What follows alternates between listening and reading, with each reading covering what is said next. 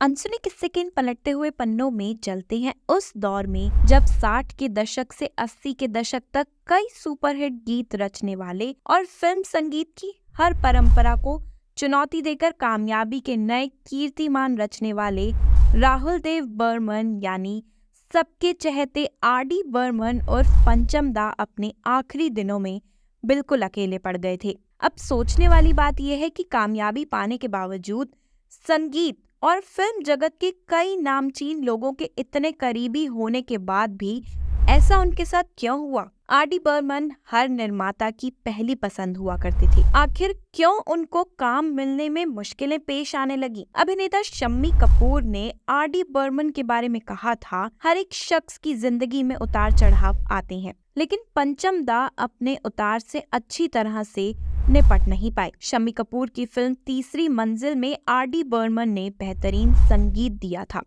और इसके सारे गाने सुपरहिट हुए थे। इसी के बाद से फिल्म इंडस्ट्री में आर.डी. बर्मन के नाम की धूम मच गई। 80 के दशक में कुछ नाकामयाबी हाथ लगने के बाद आर.डी. बर्मन को फिल्में नहीं मिल रही थी। काफी लंबे समय बाद 90 के दशक की शुरुआत में उन्हें विधु विनोद चोपड़ा की फिल्म 1942 अ लव स्टोरी में संगीत देने का मौका मिला। फिल्म के सारे गाने सुपरहिट साबित हुए, लेकिन अफसोस कि इसकी कामयाबी देखने के लिए खुद आर.डी. बर्मन जिंदा नहीं थे। वो अपनी आखिरी सफलता को देखने से पहले ही दुनिया से विदा हो चुके थे। 4 जनवरी 1994 को 55 साल की आयु में उनका निधन हो गया था। फिल्म के गीत लिखने वाले जावेद अख्तर कहते हैं, पंचम एक ऐसा शख्स था जिसने अपने आप को संगीत का बादशाह साबित किया था। फिर उससे वो ताज छिन गया, लेकिन उसने 1942 में शानदार संगीत देकर फिर से साबित कर दिया कि साहब संगीत का शहंशाह तो वही है। अफसोस कि उस बादशाह की जान तख्त पर दोबारा बैठने से पहले ही निकल गई। आर.डी. को करीब से जानने वाले लोग बताते हैं कि शुरुआत से ही उनमें अलग ही प्रतिभा थी। उन्होंने अपने पिता एस.जी. बर्मन के कई गानों को रिकॉर्ड किया, लेकिन क्रेडिट नहीं लिया।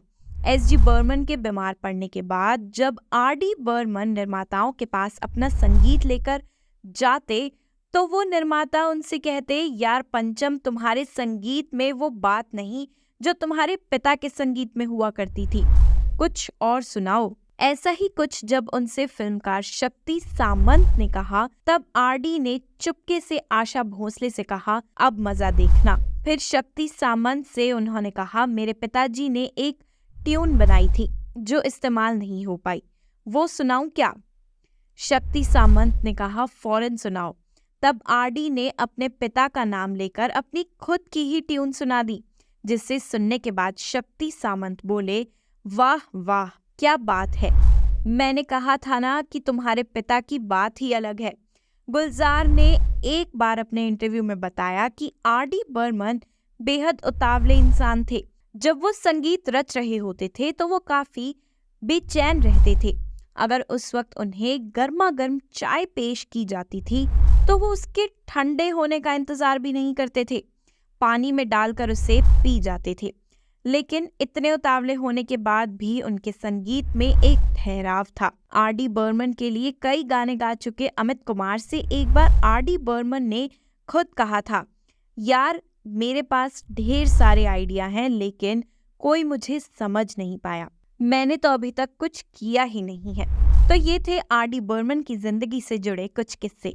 ऐसे और भी किस्सों को सुनने के लिए अभी सब्सक्राइब करें हमारे चैनल अनसुने किस्से को।